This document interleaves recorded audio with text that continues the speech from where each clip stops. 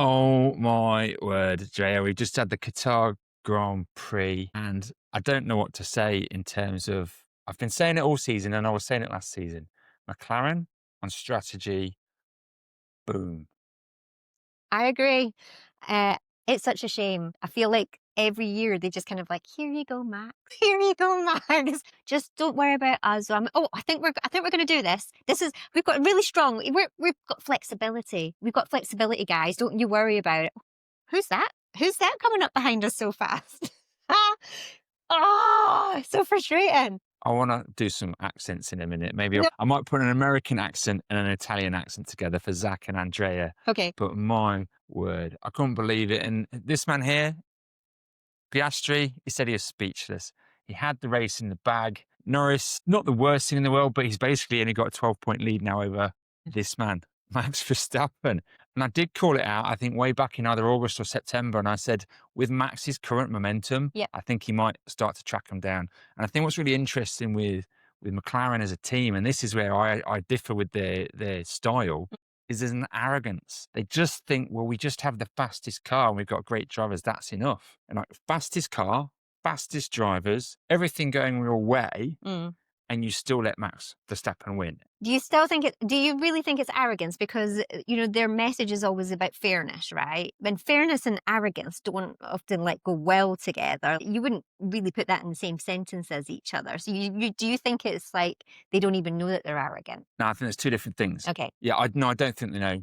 I think Andrea has a natural arrogance to him. Okay. And I think that may resonate in the team. They are a high-performing team with weak strategy when it comes to in-race tactics. It's not a strength of theirs. And Red Bull, it's been a strength of theirs for a while. I mean, I would just look at what Red Bull do and follow them every time, wouldn't you? What's Max going to do? I'm like, who's their strategist? Because they're good. So the bit that killed me in this race, right, was lap 7, there's a safety car. Now, this race is really unusual. For those that don't watch Formula One, this race in Qatar, they set a 25 lap limit per tyre. That's unusual, but what that means is you've got 57 laps in the race, but you can only do 25 on each tyre. So you've got to do 2 stops.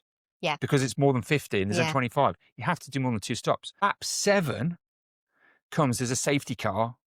McLaren choose to stay out knowing they've still got to do 2 stops under normal racing conditions, whereas everyone else works out the simple math. 57 minus 50 is 7, right? If we stop under the safety car, we'll only have to do 1 more stop. And you know how many people stayed out? Only McLaren. Yeah. And then they go, well, we didn't know everyone else was going to pit. Do your own math, McLaren. Do your own maths. But maybe that's the arrogance part. They thought, well, they're all silly. I think it was just like stupidity, arrogance. I see, this is where I think the arrogance comes in. Okay. We've got the fastest car. We've got great drivers. It doesn't matter. We'll do whatever we want. And it showed again today.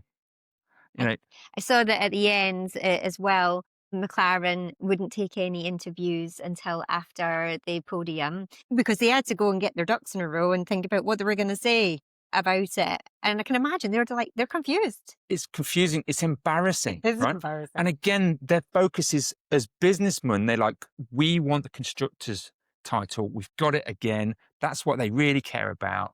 This stuff to them is kind of like, well, it'd be convenient to get the Drivers' Championship. Yeah. They've not prioritised getting the Drivers' Championship all season, and that man has snuck back up. If he'd had a McLaren all season, he'd have it by now. It'll be done. We wouldn't be having a discussion. Yeah, did you see that interview where he was like, if I was in that car, or if I, if I had the best car. And so the mistakes that McLaren are making, obviously they got disqualified recently because of the technicalities over the boards underneath the cars. The mistakes they're making is handing it over. So it's not that Max is currently the best out there. He is. He's out there, but he's not making the mistakes. He's driving well. The strategy's running well. And it always blows my mind. I come back to millions and millions of pounds, hundreds of millions of pounds spent on developing the cars.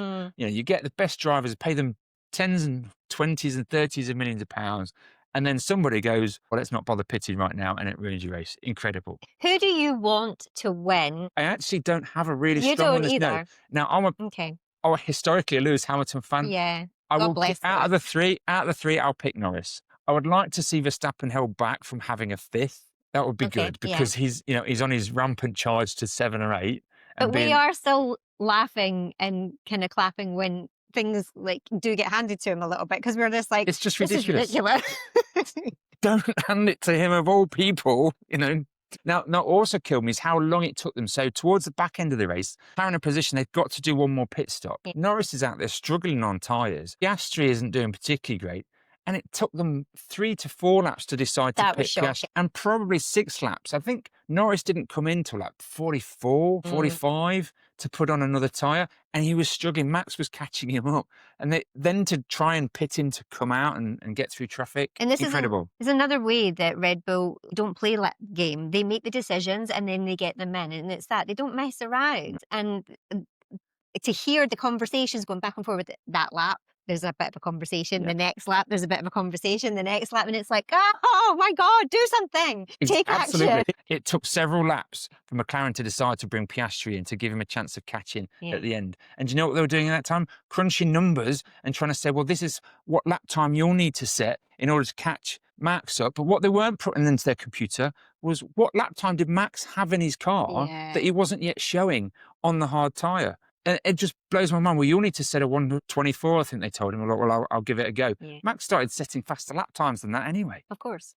I imagine them, when it's in those moments, you're saying that they're sitting crunching numbers and everything. I just imagine the team in the background going, what do you think we should do? What do you think? And just going about asking everybody in that time, what do you think we should do? One of the things I've always admired about Red Bull, as much as I've disliked them as a Lewis Hamilton fan over the years, was their ability to run a quick thinking, strategic and tactical mindset. The two work together. Strategic is what's our overall strategy for the race, and tactical is, okay, stuff's changing and we need to make quick reactions and change.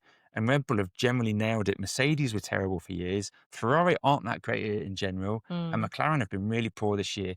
And I was moaning last year that they handed it over to Max when they could have prioritised Norris from much earlier in the season and given him the Drivers' Championship last year instead of Max getting it. Yeah. And they didn't. They played this papaya rules. I don't think this is papaya rules today. I don't either. I think this is tactical error.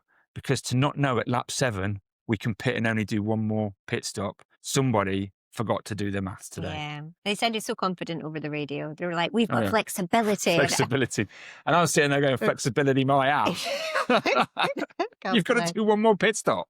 That's not flexibility. So let's think. What do you think is going to happen next week? Well, I mean, we've got 3 drivers in it, haven't we? We're going on to the final showdown. So for those that don't know, Norris is in the lead. Max is behind him by 12 points. And then I think it's another 4 points to Piastri or something of that order. So Norris needs to get around 3rd for Max to win and still claim the championship. So the balance is in Norris's hands. I think if you're McLaren, they're trying to play this fair to the very end and then handing it over to Max is stupid. I expect them to do that, by the way. Yeah, I think that's what they said that they're going to do as well. It is. I think right now I would say, and you might say, look, let's see how it's going when the race starts. But by lap 10, we might make a call and we might choose one of you to back the other one, and that'll just be that.